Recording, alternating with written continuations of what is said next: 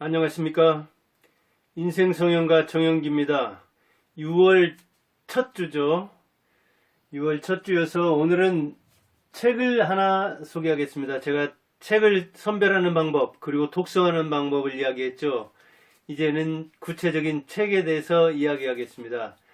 우리가 인생을 향유하는데 그리고 한국인을 이해하는데 나아가서는 세계 사람들을 이해하는데 도움이 될 만한 그 사람들의 인생을 이해하는 데 도움이 될 만한 책을 소개해 가겠습니다. 오늘은 그런 의미에서 한국인이 왜 저런 행동을 하는가, 한국인은 어떤 사고를 하고 그 사고에 뒷받침해서 어떤 행동을 하는가 하는 것을 정수복의 한국인의 문화적 문법, 정수복은 연세대에서 학사와 석사를 했고 파리에서 박사를 한 정치외교를 학사에서는 전공했는데 파리에서는 사회과학, 사회를 과학적으로 연구한 책이죠. 그래서 유럽에서 파리에서 공부하면서 지금도 역시 그 파리 사회교육원 파리에서 지금 객원 교수를 하고 있습니다. 그런 차원에서 파리에서 공부할 때 그리고 직장 생활을 하면서 유럽인들을 보았고 그리고 한국에서는 오래 살았으니까 그렇게 비교 문화적인 비교 사회과학을 한 측면이니까 오늘 이 책을 소개하면 한국인을 이해하고 그리고 세계의 특히 유럽의 대표라고 하는 프랑스 사람들이 우리나라 사람과 어떻게 다른가 하는 점을 비교해서 쓴 내용을 알 수 있을 것입니다. 참 한국인이면서도 우리가 한국인을 이해 못하는 수가 많습니다. 야, 저 사람은 왜 저렇게 행동을 할까? 그것은 이제 우리가 국제화되다 보니까 어찌 보면 잘못된 것을 잘 수입해오는 측면도 있잖아요. 못된 버릇을 잘 배우는 측면도 있잖아요. 그래서 여행을 통해서나 또는 유튜버도 이거 세계 곳곳을 이렇게 영상을 통해서 우리가 가볼 수 있잖아요. 간접 체험을 해볼 수 있잖아요. 그런 차원에서 한국에 이 다양한 사람이 살고는 있는데 보편적으로 한국인의 속성이 어떤가를 아는 것은 우리의 질병 원인은 사실은 가족인 경우가 많습니다.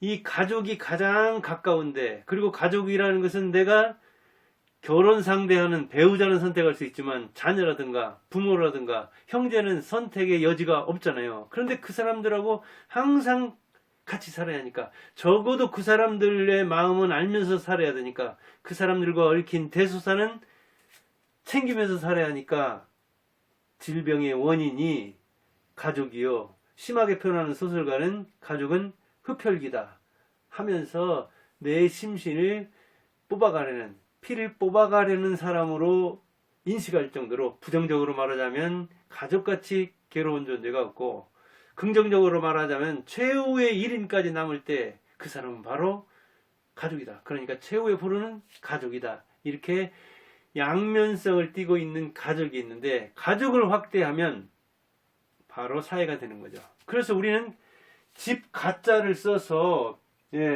국가 그러잖아요. 국가. 그래서 한국이라는 나라도 집으로 보는 측면이 있는데 거기에 어떤 속성이 있는가? 그는 정수복 씨는 왜 우리는 이렇게 순응할까? 왜 우리는 이렇게 잘 적응할까? 그런 질문을 가지고 우리 한국인을 이해하기 위해서 이 책을 썼다고 합니다. 그리고 문화문법이란 건 뭐냐?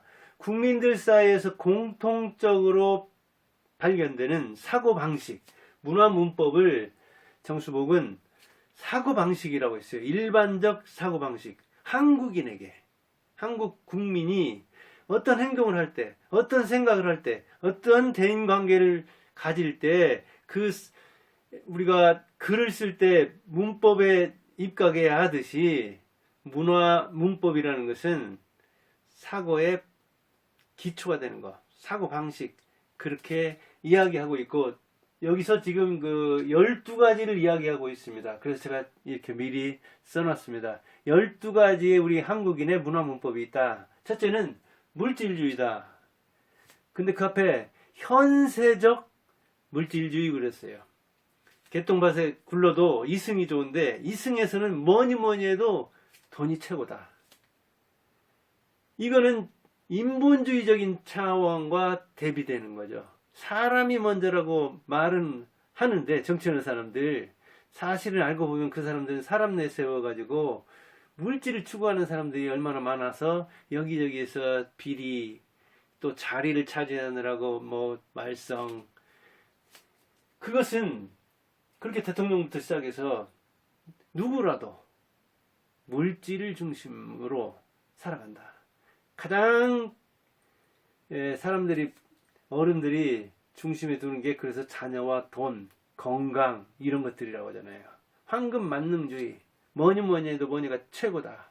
그러다 보니까 이것을 중심으로 살다 보니까 많은 어떤 갈등도 생기고 뭐 거짓말도 난무하고 그리고 비합리도 생기고 그런 걸 볼 수가 있는 거죠. 그리고 감정 우성주의다. 이건 감정은 이제 되게 이성과 대립되는 측면이 있는 거죠. 욱하면 그냥 사고가 나고 가족 내에서도 욱하다가 살인 나는 것이 살인 사건의 뭐 한 3분의 1 정도를 가족 내에서 일으킨다고 하니까 얼마나 우리가 감정이 이렇게, 그래서 좋아하면 판단 않는 거예요. 맹신하는 거예요. 그러다 보니까 어떤 정치인이 잘못했다는 것을 시비를 이성에 의해서 가려야 되는데 감정을 앞세우니까 좋아하면 판단하지 않는 거죠. 그냥 따지기 싫으니까 믿는 거예요. 맹신하는 거예요. 그래서 지금 뭐 야당이든 여당이든 잘못된 그 행태가 발견이 되어도 그것으로 인해서 지지를 철회하지 않는 측면이 있잖아요. 그 다음에 가족주의 그러죠.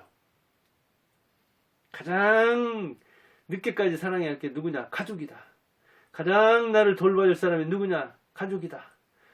돈 생기면 한 푼이라도 쓰고 싶은 사람이 누구냐? 가족이다. 그래서 혈연으로 얽힌 이 가족과 연고주의는 이제 인연을 말하는 것인데, 피로, 땅으로, 학교로 이렇게 얽힌 혈연, 지연, 학연인데, 역시 가족은 하늘이 연결해준 천생, 하늘에서 타고난 이런 가족은 어찌 보면 다른 집단 다 망가졌는데 이제 가족 하나 제대로 남은 셈이잖아요. 조직 중에서는. 그나마 이 가족도 매우 엉성해서 붕괴된다 그러죠. 가족 붕괴 또는 가정 붕괴, 이렇게 이야기를 할 정도로 가족도 엉성한데 그나마 조직 중에서 마음을 쏟을 만한 것, 서로 사랑하면서 가정이 화목한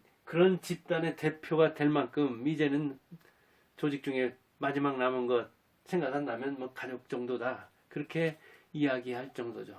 근데 이게 이제 형태도 여러 가지가 됐고, 꼭 결혼을 통해서 만들어야 되느냐, 비혼이나 미혼 가족, 가정, 이것도 충분히 이룰 수 있는 거 아니냐, 이제 그런 얘기가 될 정도로 가족의 형태도, 가정의 형태도 다양하다 보니까 가족의 의미도 여러 가지로 변했죠, 옛날과는. 그 다음에 이제 연고주의죠. 지연과 학연. 이거는 뭐 인연을 중시하는 우리 사회이다 보니까 그 같은 땅에 태어난 거 하며 같은 학교에서 공부한 거 하는 게 이 집단을 형성해 주니까, 집단을 형성해 주니까 이 집단, 그러나 사실은 이런 가족 집단과 학교 집단, 조직, 그런 집단을 통해서 이거 이기심 추구하려고 하는 거 아니냐. 집단을 내세우지만 간판은 그렇게 건 거고 실제로는 전부 다 이기적으로 행동한다. 이게 이제 서구의 개인주의 내지 이기주의가 우리 그 가족주의, 집단주의와 이렇게 섞여서 참 칼로 무베듯 구분하기 힘든 측면이 있죠. 그리고 지금 이제 세대에 따라 다른 측면도 있고, 그리고 같은 세대라도 생각이 천양지 차기 때문에 이 연고주의도 그렇긴 하지만 지금도 이런 지연이나 학연을 벗어나기가 힘든 거죠. 그래서 두세 이 우리는 나를 가두는 우리인데, 이런 가족의 우리 또는 조직의 우리, 이런 속에서 개인의 목소리를 내기가 아직도 힘든 게 사실이죠. 그리고 권위주의. 권위주의라는 것은 사실은 내가 가장이니까 권위가 있다, 내가 교장이니까, 내가 장이니까 권위가 있다가 아니라, 아래에서 그 권위를 인정할 때 그 권위를 행사할 수 있는데, 우리나라 권위라는 건 어찌 보면 권한을 줘서 생긴 거죠. 그러다 보니까 마음에서 우러나는, 그리고 그 리더들도 서번트 리더십, 다른 사람과 대등하다거나 아니면 다른 사람을 섬기는 리더가 돼야 되는데, 오늘날도 어떤 카리스마를 행사하는, 이렇게 그 권위를 통해서 누르는, 외국에 가서 유학하고 온 사람들도 수평적 문화에서 우리나라에 오면 그냥 수직적, 권위적. 그래서 교수들도 유학한 사람이 가장 많은 직업 집단 중에 하나인데, 우리나라에 오면 그렇게 미국에서는 미국식으로 하다가 우리나라에 오면 굉장히 권위적이 되죠. 그래서 지배받는 지배인이라는 책을 쓴 사람도 있던가요. 저쪽에서는 지배받으면서 서양에서는 우리나라 와서는 이제 조교들이라든가 이 석사 박사들 학부생들을 지배하는 아주 못난 행동을 한다 하는데, 이런 권위가 가정에서든 학교에서든 군대나 직장에서든 아직도 그렇게 발동하는 거죠. 그래서 계급이 깡패가 돼가지고, 요즘에 보니까 공군 부사관, 여군 부사관 자살한 사건이 났는데 뭐 시끄럽더라고요. 권위를 인정받지 못할 행동을 계급으로 눌러가지고, 남녀 아직도 차이가 나지, 계급 아직도 차이가 나지, 그리고 이런 여러 가지 그 연줄로 묶어서 집단이라는, 군대라는 집단 내에서 이게 소문이 나면 오히려 부하가 불이익 당하는 수가 있으니까, 그런 불이익을 목숨 걸고 목숨을 버려서 하소연 하는데, 저는 이 군인 정도 갔으면 그 집단 그만두면 되는 것인데, 목숨보다 귀한 게 없는데 천하에 들이받고 그냥 자기가 옷을 벗으면 되련만 그러지 못하는 게, 그만큼 우리나라에서 이렇게 그 여러 가지 우리가 나를 가두고 있다는 얘기죠. 우리를 가두고 있는 이 우리라는 집단이 권위로 누르고 계급으로 누르고 여러 가지 사회 문화적 그런 굴레를 씌우니까, 그게 여자로서는 쉽지 않은 일이죠. 매우 여자뿐만 아니라 남자들도 마찬가지죠. 안타까운 일인데, 갈수록 이제 그 부당한 억압에는 아주 뭐랄까요, 정면에서 대결하는, 약자의 논리가 아니라 강자의 논리로서 대결하는, 그래 한번 계급장 뛰고 붙어보자, 그래 나 옷 벗으란다, 나와라 까불지 말고, 이렇게 나오는 그런 게 좀 필요한데, 이 회피주의는 갈등 회피주의였어요. 우리나라는 이 지금 코로나19를 잘 막는 곳이 되게 아시아권이죠. 중국, 싱가포르, 대만, 한국, 아시아에 있는 서양, 일본은 잘 못하고 있죠. 왜 그러냐?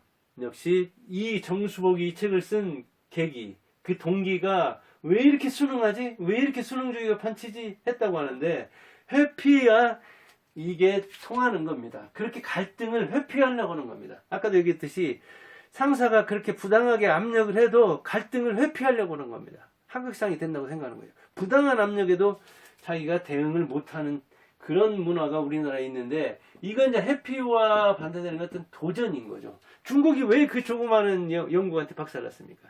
그 프랑스한테, 뭐 인구로 말하면 어림도 없는 미국한테, 그 일본한테 왜 박살났습니까? 회피적이라 그런 거예요. 중국도 회피하는 거예요. 그들은 지금도 훨씬 더 이 내부의 안정을 기하는데 그 외부의 국방력보다도 더 많이 쓴다고 하더라고요. 그러잖아요. 그러면서도 시끌시끌하잖아요. 근데 내부는 하나잖아요. 근데 국방은 어때요? 중국이 접하고 있는 나라가 뭐 한 10개 안팎 되던가요? 그렇게 외부와는 싸워야 할 적이 많은데도, 그 외부와 싸우는 군인이 훨씬 많고 그럴 텐데도, 내부에서 기강하는 이 경찰, 중국에서는 경찰로 안 하고 뭐라고 지금 생각이 안 나는데, 그 내부의 치안을 담당하는 사람들한테 예산이 더 든다는 게 그만큼 불안하다는 이야기. 왜? 회피적 속성을 지녔기 때문에. 중국은 그래서 항상 내부에서 망했잖아요. 반란 일으켜가지고. 도전주의가 아니라 서양 애들은 도전적이잖아요. 그래서 공격해서 세계 표준을 만들었잖아요. 세계를 점령했잖아요. 세계를 식민지화했잖아요. 그 조그마한 영국이 해가 지지 않는 나라라고 하는 별명을 들은 이유는 도전적으로 가서 점령을 해서 그런 거죠. 생각을 해보세요. 지금 생각하면 한 7천만 원 박대는가요? 지금 10몇억 되는데 지금 그러면 영국하고 뭐 중국이 대결하면 중국이 금방 이길 것 같은가요? 모르겠어요. 일본하고도 뭐 군사력 비교하고 그런 사람들이 있는데 금방 그 생각은 역시 아편전쟁이 일어났어요. 19세기 때도 그렇고 구한말 20세기 그 무렵에도 그랬고 21세기 지금도 그런데 여러분의 생각과 저 생각의 전문가가 아니기 때문에 회피적인 그런 경향을 가지고 있는 한국과 중국이 침공을 많이 받은 이유는 그런 측면이 있는 거예요. 도전적이지 못하다고요. 그래서 우리나라 사람들은 대부분 대세를 따라가죠. 난 아니야. 난 이 길로 갈 거야. 나는 길을 낼 거야. 그런데 지금도 기어보는 사람들. 그래서 저는 이 회피적인 이 공직에 있는 사람이나 이 공짜 정치하는 사람들 이런 친구들 뭘 생산합니까? 뭘 도전을 한다고는 하죠. 그 세계에서는. 그러나 기업인의 이 도전, 세계를 향한 도전 여기다 비하면은 비교가 안 되죠. 그래서 저는 기업인을 정치인보다도 훨씬 더 높게 보는 겁니다. 정치인들 사실 생산적인 측면에서 보면 뭘 생산해내는지 저는 알지를 못해요. 제가 64년째나 살고 있는데도. 그 다음에 감상적 민족주의. 민족주의 팔아서 먹고 사는 사람들 많습니다. 사실 뭐 옛날 무궁화꽃이 피었습니다. 김진명 같은 사람, 뭐 조정래, 태백산맥, 뭐 아리랑 이런 데서 민족주의 팔고 또 뭐 사회주의 팔고 기여라는 측면에서 보면 국민들에게 기여하는 측면, 국가에 기여한다는 측면에서 보면 패배한 어떤 이념을 들먹여가지고 그걸 통해서 책을 많이 팔았는가 모르지만 그 이원복의 먼 나라 이웃 나라처럼 뭔가 지식을 줘가지고 사람들에게 뭔가 유익한 어떤 사고를 심어준다는 차원에서 보면은 소설가 조정래가 못하죠. 조정래는 언제 제가 이제 시간 나면 다루려고 하는데 그가 뭐 중국이 옛날에 뭐 1916년이면 미국을 뭐 GDP로 따라잡는지는 그거 옛날 IMF 얘기를 뭐 들어가지고 그랬는데 남의 말 들어가지고 인용하는 것도 상당히 사실은 공부를 해가지고 이야기를 해야 됩니다.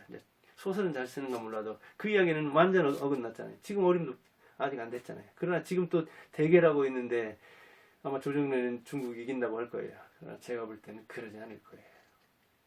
그러니까 소설가로서 소설 전문가면 소설이나 얘기하고 말하는데 뭐 주제넘게 그냥 이야기하다가 괜히 실례. 그러나 또 조정래 한번 그냥 우리나라 사람은 숭상하면은 이 감정주의에 빠져가지고 계속 옹호하는 수가 있죠. 그래서 어찌 보면 사이비 교주들도 살고 사이비 페미니스트도 살고 사이비들 내지 이 사기꾼도 살아가기 좋은 나라인 측면도 있는 겁니다.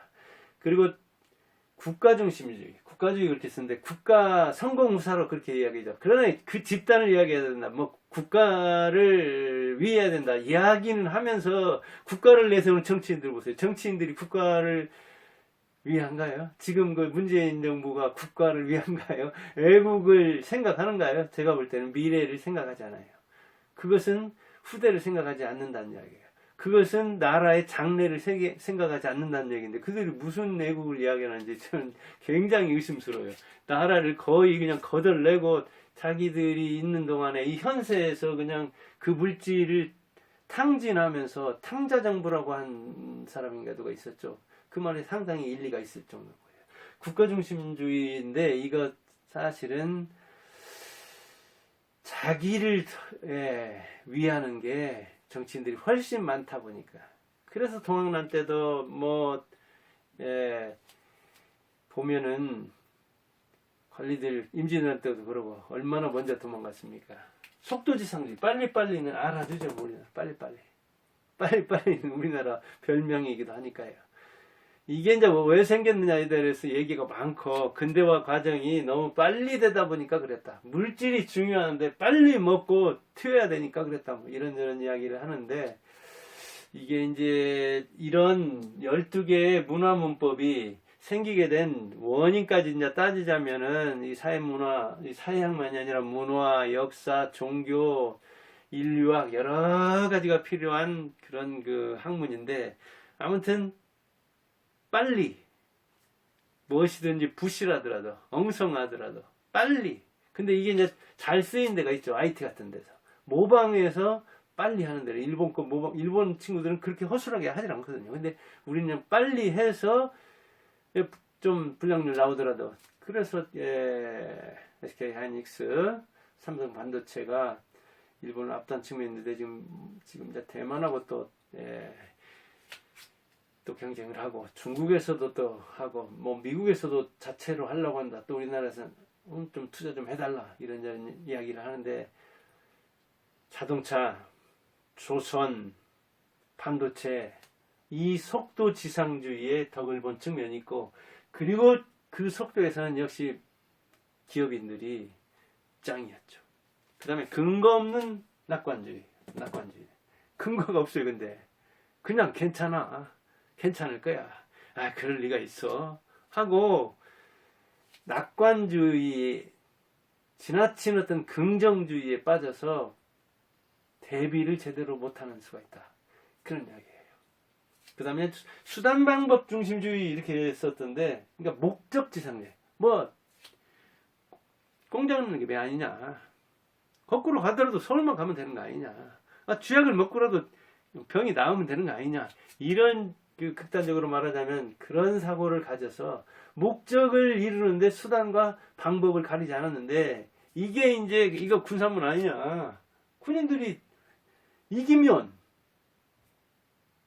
혁명이요, 지면 역적 아니냐. 고려시대 때도 그렇고 지금도 그러지 않았느냐.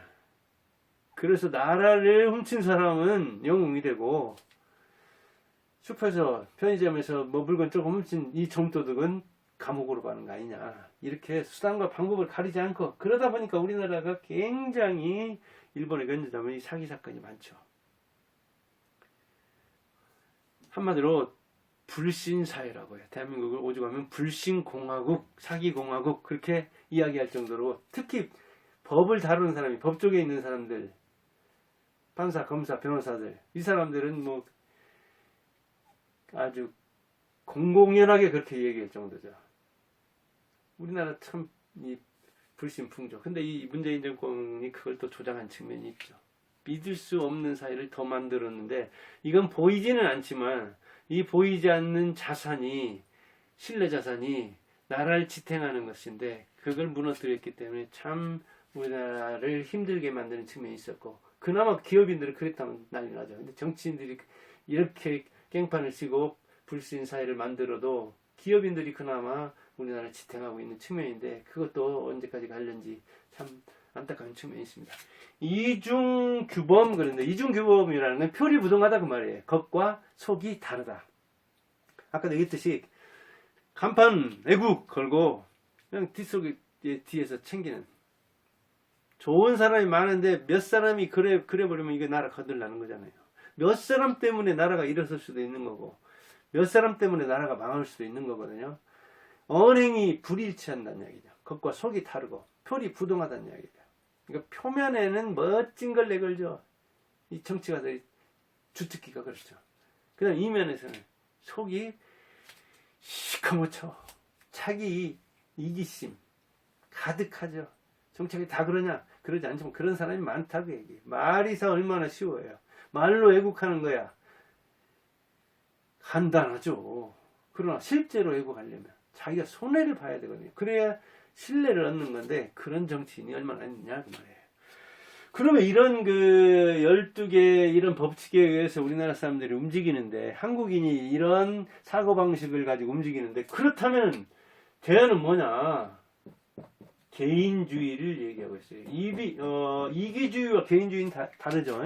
에고이즘과 인디비듀얼리즘, 이건 다르죠. 이건 한 사람 한 사람이 자기 밥벌이를 하면서 한 사람 한 사람이 나라이고 대통령이고 모습이고 이런 역할을 해줘야 된다는 얘기죠.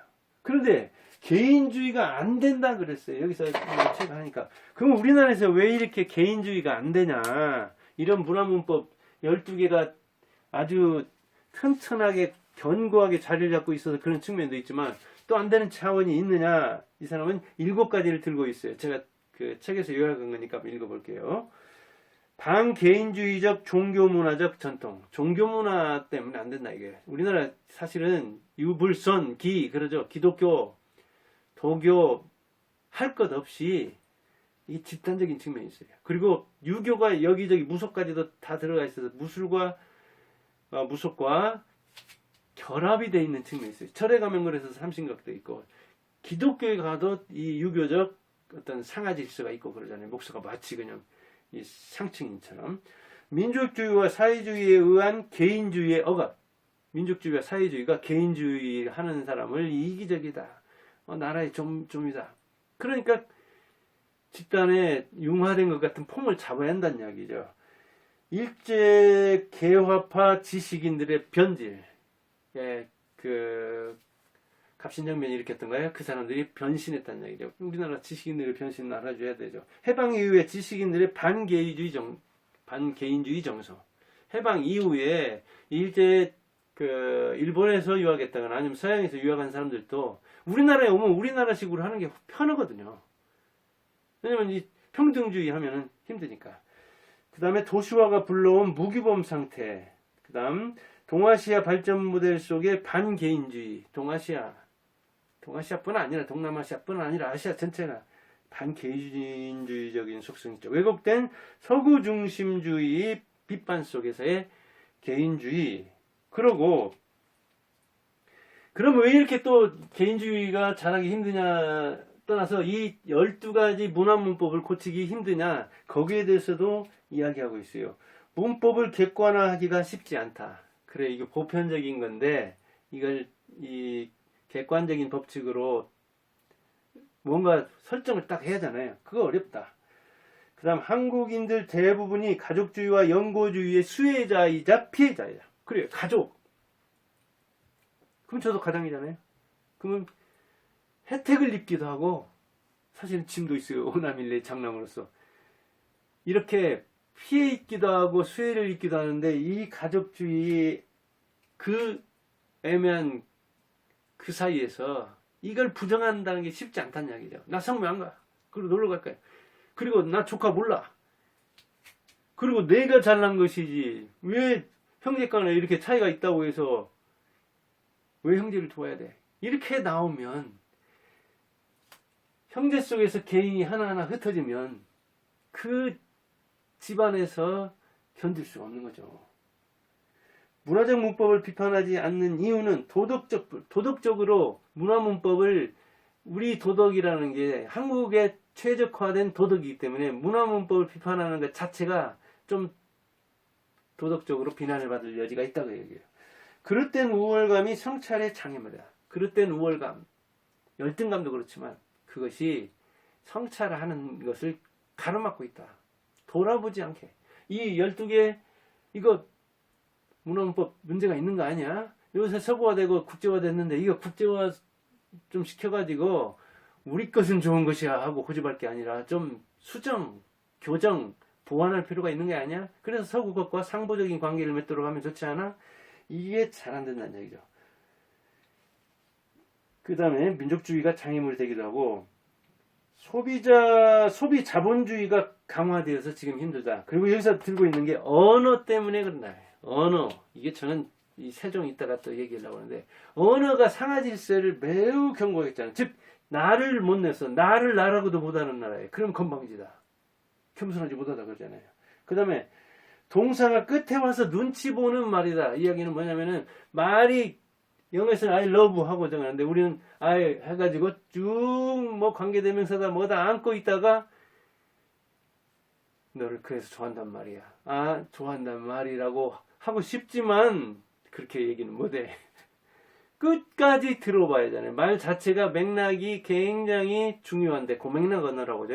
근데 후미에서 또 의미가 정해져요. 그러다 보니까 남 눈치를 봐가지고 그 마음을 읽어서 눈빛이 이상한데 하면 꼬리를 흐리거나 바꾼다는 이야기예요. 그 다음에 호칭과 존댓말. 우리나라는 호칭공화국이죠.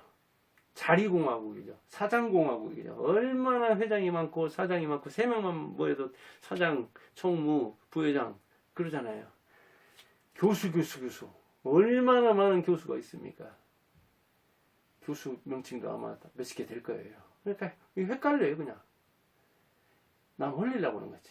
그 다음에 과거에 잘못된 어떤 의식개혁을 한다고 하면서 우리나라 민족 의식을 바꿔야 한다느니 민족을 개조해야 한다는 이런저런 생각이 있는데 거기에 대한 어떤 반발도 있을 수 있고 진보 세력 내에 정치 경쟁 중심주의가 문화 비판을 힘들게 한다. 진보 세력 내 모순들, 이번 정권들 진보 세력이라고 하잖아요. 근데 이 진보가 얼마나 문제가 많은가 하는 거를, 물론 긍정적인 점도 있겠죠. 그러나 굉장히 문제가 많다는 것을 보여줬기 때문에 여기저기서 비판을 받고 있는 거죠. 그렇기는 하지만 대다수를 차지하고 있는 노동자, 농민 또는 가난한 사람들, 빈자를 그렇게 겨냥하면은 부자들은 적기 때문에 이게 정치에서는 괜찮을 수도 있거든요. 그런데 그게 결국은 같이 가난해지게 하는 길인데 이번 문재인 정권이 그런 노선을 택했죠. 이를테면 교육제도 같은 것도 평준화하자. 아니면 수월성 교육을 추구하기 위해서 평준화 만든다. 자사고 특목고. 근데 이번에 없앴잖아요. 자사고 특목고 없애자는 게 표에 훨씬 도움이 돼요. 왜? 공부 잘하는 사람은 10%면 공부 못하는 사람은 90%나 되잖아요. 그러면 그 자녀를 둔 부모 입장에서는 그냥 좋은 학교도 어떻게 이렇게 추첨을 해가지고 들어가면 좋은 거죠. 그리고 그렇지 않아도 가난한데 좋은 학교가 부자들 가가지고 그렇게 계급이 교육에 의해서 차별되는 거, 차이가 나는 거, 그거 싫어하잖아요. 그러니까 표를 얻는 데는 이렇게 싫은 거예요. 근데 조 의원이랑 봐봐요. 자녀들 어떠세요? 그뿐만 아니라 그 국회의원들 다수에서도 자기 자녀는 어땠어요? 자사고 특목고 외국 유학 보냈잖아요. 그러면서도 우리나라에서는 이렇게 표리가 다르다고요. 이렇게 이중적이에요. 근데도 그런 정치인들을 딱 신상필벌 해야 되는데 그러지를 않으니까. 왜냐하면 어찌됐든 저 친구들이 언행에 문제가 있고 행실에 문제가 있지만 그래도 내 자녀 나 이렇게 어찌 보면 국민의 수준이 문제가 있을 때는 문제 있는 사람들이 정치를 하게 되는 거죠. 한국인의 문화적 문법을 인류 보편적 문법이라고 변호한다. 이 한국식으로 자기 중심적으로 이기적으로 그래요. 우리는 교수 위상만 해도 우리나라하고 다릅니다. 중국하고 일본하고 어찌 보면 일본이나 미국 같은 데서는 그 위상이 그렇게 높지 않다고요. 교사도 역시 마찬가지고. 그리고 택시기사다. 똑같은 위상이 아닌 거예요. 근데 우리는 우리나라 어떤 시각에서 우리나라 이러이러한 12가지 문법이 보편적이라는 생각을 가지면서 외국 사람을 우리나라 틀에다 맞추려는 차원이 있는 거죠. 요새는 견문이 많이 넓어졌는데도 저는 외국 여행 가가지고 다이제스트 요약 같은 거 읽어가지고 그 외국 문화에 대해서 역사에 대해서 외국인에 대해서 막 이야기하는 거 보면 유튜브에서 굉장히 참 용감한 것 같아요. 저는 우리나라 60여 년 살면서도 그리고 고전문학을 전공했고 많은 이 사람들과 부대끼면서 살아도 이렇게 다른 사람의 책을 통해서 이런 이야기를 하는데 위험한 겁니다. 이게 사실은. 왜? 간단하게 이걸 12가지 이야기하지 않고 3가지만 얘기하면 훨씬 더 시원하긴 하죠. 시원하기는 한데 그만큼 위험한 겁니다. 한 나라의 속성을, 국민의 속성을 3가지로 요약해가지고 하면 외국인은 좋겠죠. 간단하니까. 그렇기는 하지만 그만큼 위험한 겁니다. 그런데 어떤 사람은 그냥 외국 가가지고 여행 한번 가는데 한 번 가가지고 그 나라의 딱 국민 속성에 대해서 딱딱 잘라서 이야기를 하는데 그거같이 위험한 건 없는데도 참 그런 위험무쌍한 일들을 열심히 하더라고요. 이제 물론 요약하고 이해하는데 도움이 되는 그런 정도는 괜찮겠지만 마치 그게 만고불변에 진리인 것처럼 이야기하는 용감한 사람을 보면 이야 저런 용기가 어디서 저렇게 나오는가 그런 생각이 들 때가 있습니다. 자, 이렇게 우리는 문화문법을 왜 고치기 어려운지 그리고 이런 개인주의를 벗어나기 어려운지도 알았는데 또 어려운 이유가 있습니다. 사실은 우리가 가정과 학교와 군대와 직장에서 이런 문화 문법의 세례를 계속해서 받습니다. 이를테면 권위주의만 해도 가정에서 학교에서 그렇게 받는 거예요. 그럼 권위주의적인 가장한테, 권위주의적인 교수한테 권위주의 영향을 받아요. 주입을 시켜요. 안 받아들이려고 해도. 그리고 이를테면 대학원을 다닌다. 저도 대학원 박사과정 받을 때 보면 좀 마음에 안 든다. 지도 교수나 이 담당 교수가. 그런다고 마음에 안 든다고 할 수 있습니까? 마음에 안 들면 절이 싫으면 중이 떠나야지. 학교가 싫으면 학생이 떠나야지. 그러면. 학교가 싫으면 학생이 싫어하면 교사가 바뀌어야 되는데 바뀌려고 합니까? 안 바뀌려고 하잖아요. 그거는 철저히 교사 중심, 교수 중심인데 그 사람들이 잘못된 어떤 이념까지도 주입하는 수가 있습니다. 사실은 사실대로 가르치고 자기 의견을 더하는 건 괜찮지만 그렇게 하라고 강요하는 거는 그래서 그 이념에 빠진 교수들이든 교사들이든 문제가 있는 겁니다. 사실은 환경 문제다. 그러면 멧돼지가 어떻다? 가르쳐야 되는 거죠. 멧돼지를 근데 죽이면 문제가 있다. 그건 농부한테 가서 물어보세요. 농부의 자식 저한테 한번 물어보세요. 멧돼지가 얼마나 그들이 생각하는 환경과 달리 머릿속에 있는 환경과 달리 현실에서 인간들이 위협을 당하는가. 그런 것 저런 것도 뭐 제대로 물으면서 이쪽 저쪽이라도 알면서 이야기하면 좋으련만 그냥 뭘 환경주의자라고 하면은 무슨 그 이상적 이념을 옹호하면은 마치 자기가 대단한 사람처럼 행실하는 거 보면 그거하고 전혀 다르면서 그래서 그런 주입을 받는 사람들이 반감을 사는 겁니다. 어찌 보면 이번 정권에 대해서 20, 30대가 지금 반란을 일으키는 것은 이들이 제시하는 문법하고 다르게 가니까 그러는 겁니다. 영리하는 겁니다. 그 사람들은. 근데도 40대들 이 나라의 기둥이 돼야 할 사람들이 아직도 거기서 헤어나지 못한다면은 그만큼 판단력이 떨어진다는 얘기입니다. 예, 우리가 한국인을 이해할 때, 보편적으로 이해할 때, 그 다음에 이제 어떤 조직에서 이해할 때, 그리고 가족에서 이해할 때, 왜 우리 아버지가 저렇게 행동하는가? 왜 나는 이렇게 행동하는가? 나는 왜 직장에서 이렇게 행동하고 군대에서 그랬는가? 아, 이제라도 내 군대에서 그 상사 문제가 있었다. 학교 다닐 때 그 선생은 괜찮았지만 이 선생은 문제가 있었다. 그리고 지금 다니는 이 직장에서 이 부하는 괜찮고 이 동료는 문제가 있어 하는 것을 자기 문법을 잘 세워서 이건 보편 문법이니까 특수 문법, 개인 문법을 잘 세워서 멋지게 인생을 향유하고 가족과 더 넓게는 사회와 국가가 바람직한 곳이 되도록 열심히 살기 바랍니다. 저도 그렇게 열심히 살고 그러려고 이런 인생 성인가를 자처하면서 이런 방송을 하는 겁니다. 감사합니다.